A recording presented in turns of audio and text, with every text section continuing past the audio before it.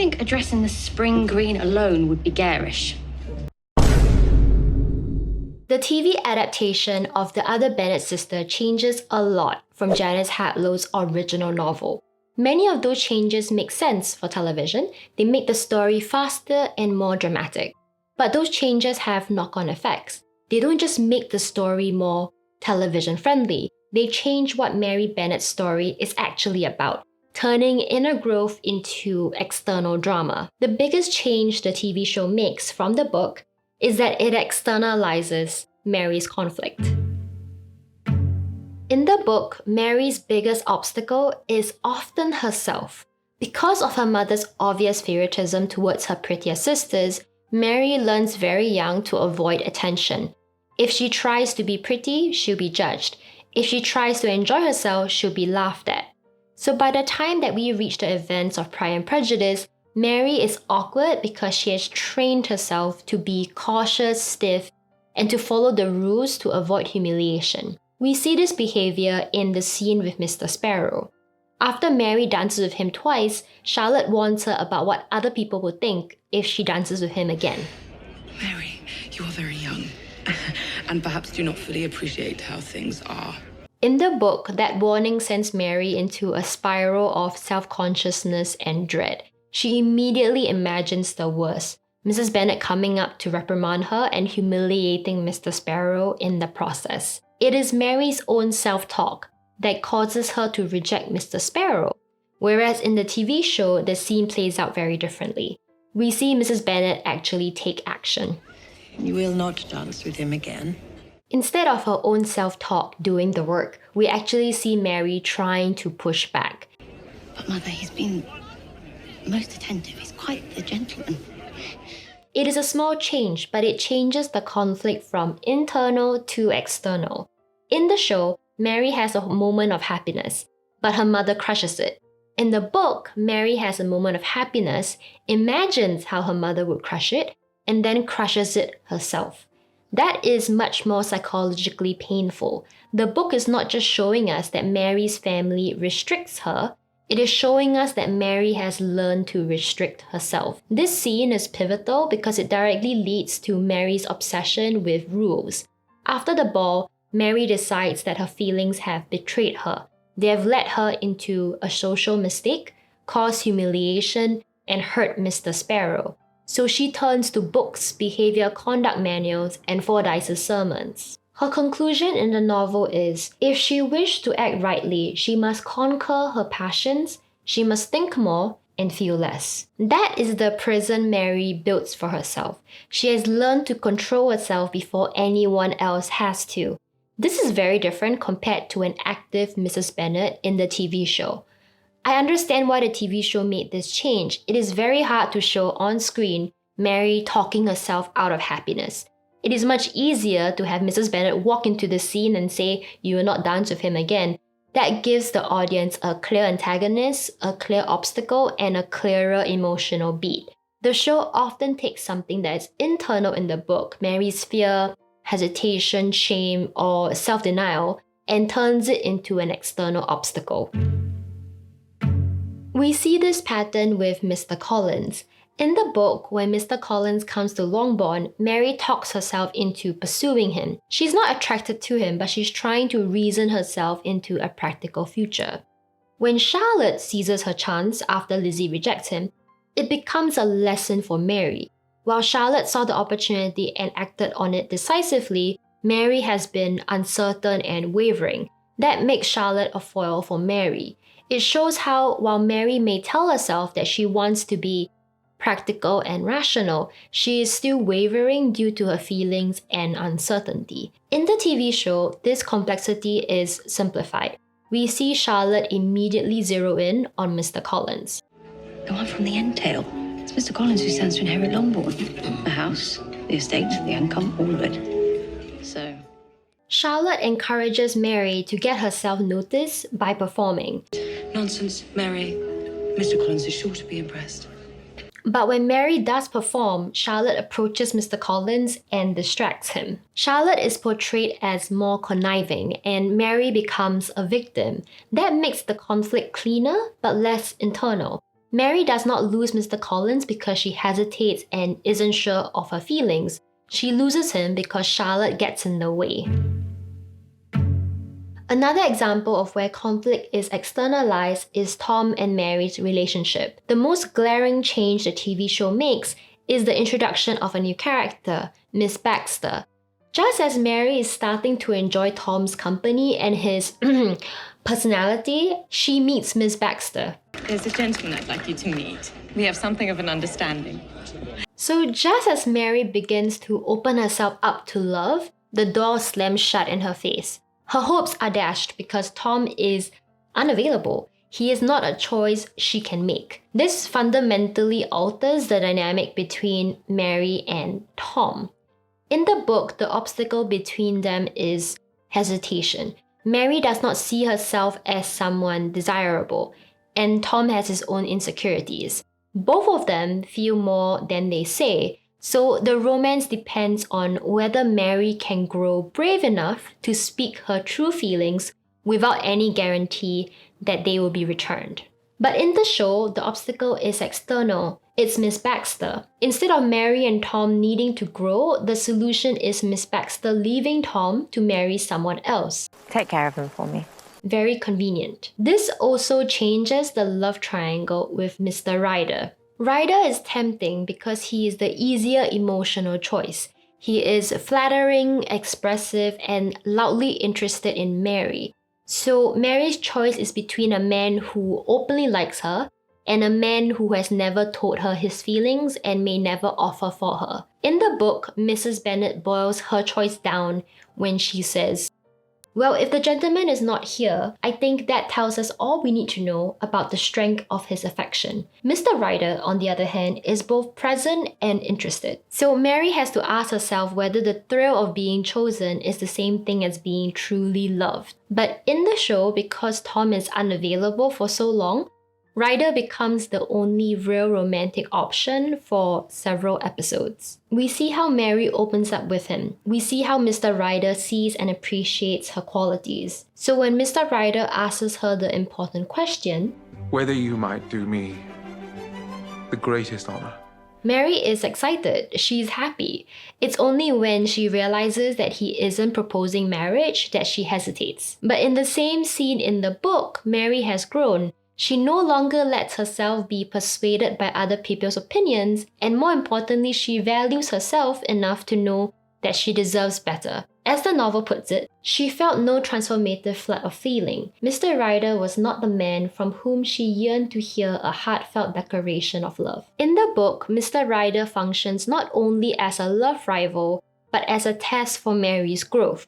He offers her the thing she has always longed for, to be noticed, wanted, and chosen. And Mary is faced with the decision, does she choose easy affection and certainty, or will she hold out for the deeper love that she wants, even if there is no guarantee? When Mary rejects Ryder immediately in the book, we recognize that Mary has grown because she proves that she understands that being chosen is not enough. But in the TV show, Tom isn't even a viable choice at this point. So the test changes. The question becomes, will Mary take the available escape route from her mother and her family, even if the escape costs her her dignity? That is a different kind of conflict. In the book, Mary's decision to reject Mr. Ryder shows that she has learned what kind of love she wants. In the TV show, her decision is framed more as whether she would take the escape from her family in exchange for her dignity. I don't think the TV show meant to change the emotional weight of this decision so much. Rather, I think this was the unintended consequence of changing the sequence of events. If you have only watched the TV show, this might surprise you. But in the book, Mary doesn't go to London immediately after Mr. Bennet dies. Instead, she spends time at Jane's and Lizzie's estates, and then Longbourn with Charlotte and Mr. Collins. Each of these three places hurts Mary in different ways. She is still being stifled and made to feel small. So when she finally goes to London, it feels like a genuine escape. And once Mary reaches London in the book, she spends most of the remaining story away from her family. That distance matters. London is where she slowly opens up, first with the Governess, then with Tom, and she learns who she is in a world that does not reduce her to the awkward Bennet sister. London represents freedom and growth for her. But the TV show changes that rhythm. It sends Mary to London much earlier, skipping almost a third of the book, and have Mrs. Bennet call Mary midway through the story, pulling her back into the same environment she has been trying to outgrow. She is compared to her sisters again and treated like a servant by her mother. Mary! So instead of feeling like Mary's growth is progressing steadily, it becomes more stop-start. She grows, then gets pulled back, she gains confidence, then is placed again in the role that she has been trying to escape. I understand why the TV writers made this choice. A TV show marketed as being from the world of Jane Austen cannot possibly only show the Bennets for the first 2 episodes and then never to be seen again. So the show brings back familiar characters midway through the season by rearranging the order of events. But that resequencing has ripple effects on the story. Firstly, the Governess plot point is treated very differently in the TV show compared to the book. In the TV show, becoming a governess is treated almost like a reasonable path for Mary. The Governess offers her the position, and she slowly finds that she likes the work. And by the end of the story, when she thinks marriage may not happen for her, she even embraces the idea of becoming a governess permanently. I would like to be a governess. To an older girl, perhaps. The governess position becomes a kind of career goal moment for Mary. She discovers useful work, independence, and a possible future for herself outside of marriage. I think this was added in to appeal to modern audiences. But what the show downplays is the reality of becoming a governess in the Regency era. In this society, becoming a governess would mean a serious lowering of Mary's position. A governess occupies an uncomfortable place in the household, not quite family, not quite servant, but something painfully in between. She'll be dependent on the kindness of her employers, socially isolated and vulnerable in ways that the show doesn't really explore. I mean, that's the whole plot tension in Jane Eyre, right? So while the TV show frames governess work as Mary finding independence, in reality, this signals that Mary has very few options left. And this is where the adaptation stops feeling like Jane Austen to me. Jane Austen's stories are carefully built around the social realities of her world. Money, marriage, reputation, social behavior. These are not just period details in Jane Austen's stories. They are forces that shape the characters, what they can do, what choices are available to them, and the consequences that follow. So when the TV show treats becoming a governess as a reasonable path to independence, it smooths over a social reality that Austen would have taken very seriously. Compared to the book, the TV show seems to have loose reins about what is historically accurate. Having Mary be invited to become a governess and pressured by Mrs. Bennet to accept goes against all social expectations of the Regency time. Mary's going to be a governess. Oh, Mary. If Mary were to become a governess, she'll be lowering herself and in turn damaging the reputation of her sisters. It is pretty much unthinkable for Jane and Lizzie, being in the positions of having married really well, to allow Mary to become a governess. Basically, the TV show is saying, Jane and Lizzie are bad sisters. The book handles this much more accurately to Regency time. Mary is almost forced to become a governess by Lady Catherine, and her reaction is shock and horror. She knows what a governess life could look like. So it's very strange to have the TV show make the governess the people who offer Mary that position. Because in the book, when Mary comes to live with the governess, Mrs. Gardiner makes it very clear that Mary is family, that she being there is no imposition, she is not there to earn her keep. They simply want her to be happy. But in the TV show, while the Gardeners are still kind to Mary, the dynamic is fundamentally different because Mary enters the household as an employee. Their relationship now has a tinge of being transactional. Thank you for stepping in at such short notice. This shifts what the Gardeners represent. In the book, the Gardeners represent the kind of family that Mary should have had.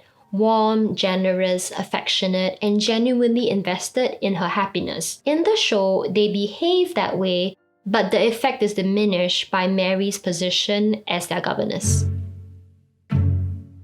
The second ripple effect of this resequencing of events is that the TV show removes Mary's time at Longbourn with Charlotte and Mr. Collins. And that is a shame because in the book, the Longbourn section does two really interesting things. Firstly, it explores a what if that many Pride and Prejudice fans have debated. Whether or not Mary and Mr. Collins might have suited if given a chance. The book lets us see that possibility. Once Mary and Mr. Collins are able to talk properly, there is a real sense that they understand each other in ways that others do not. They both know what it is like to be ridiculed, and they recognize the hurt in each other. So the book creates this bittersweet sense that if Mary had succeeded in gaining Mr. Collins' attention earlier, they might have made each other happy. This Longbourn section also gives us one of my favorite plot points in the book, the evolution of Charlotte's character. In the book, Charlotte sees Mary and Mr. Collins getting closer and she feels threatened. So her practicality and self-protection turns into ruthlessness.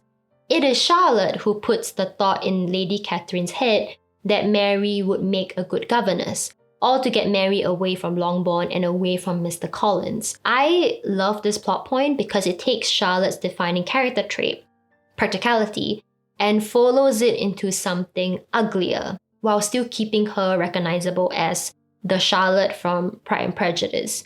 I talked more about this in my previous video where I discussed whether the Other Bennet Sister works as a continuation of Pride and Prejudice, so I'll link that on screen if you're curious.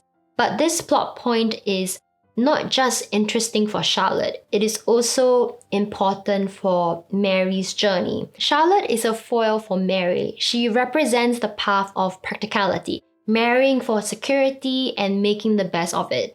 But when Mary sees Charlotte's marriage up close, she sees that while Charlotte has secured a home, she has not secured happiness. In the TV show, all of this drama and emotional upheaval is reduced to a single line from Charlotte. She negated to tell me it was possible to be both married and miserable. It is very much telling, not showing, so removing the Longbourn sections from the TV show really wouldn't have been my choice. It does seem like the TV show wants to make things neater than in the book. We see this with another character as well, Caroline Bingley. In the TV show, Caroline gets something close to a redemption arc. By the end, she writes to Tom and helps bring him back to Mary. This is different from the book. In the book, Caroline's letter isn't her being kind. It's her being, as always, determined to secure the rich man and willing to bend social rules to get what she wants. Caroline writes to Tom not because she wants Mary to be happy, but because she wants Mary out of the way so that she can pursue Mr. Ryder herself. In the book, Caroline's actions mirror Lady Catherine's role in Pride and Prejudice. Lady Catherine tries to keep Elizabeth and Darcy apart, but her interference accidentally brings them together. Caroline tries to keep Mary and Ryder apart, and in doing so helps reunite Mary with Tom. That is such an Austen-like irony. But the TV show removes that and instead gives Caroline a softer, more redemptive ending. She did something kind. I think the change was done because TV shows often want clearer emotional arcs. They want loose ends tied up neatly. But I think the book's version is more interesting and closer to Austen. Caroline does not need to become a better person for her actions to matter. They help pave the way to the happy ending despite never intending to help anyone but herself. And there's a kind of irony and humor in that. I talked about how the introduction of Miss Baxter removed Tom as a possible love interest for a lot of the season. But the TV show also changes what Tom means to Mary's story. In the book, Tom is not just the man that Mary falls in love with. He represents a different way of experiencing the world. Mary's major obstacle in the book is not her family. It is the internal mindset she has built in response to how her family treats her. She has taught herself to be rational, restrained, and correct. She has tried to live by the rules because feelings have only ever made her feel foolish and exposed.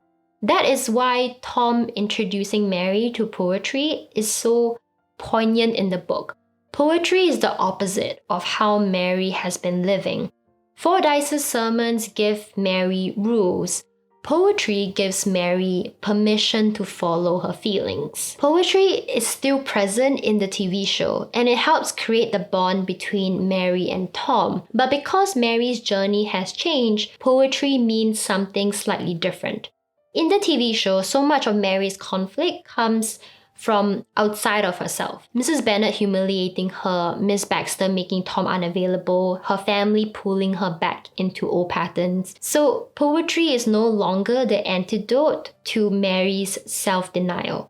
Poetry still works as a visual for Tom and Mary's romance, but it loses the element of being the thing that unlocks Mary's inner life. And as a knock-on effect, Tom thus becomes not the person who helps Mary escape the prison that she has built for herself, but more like the conventional love interest that is conveniently single by the time Mary is ready to love freely. So ultimately, my issue with the TV adaptation is not that it made changes. Adaptations have to make changes.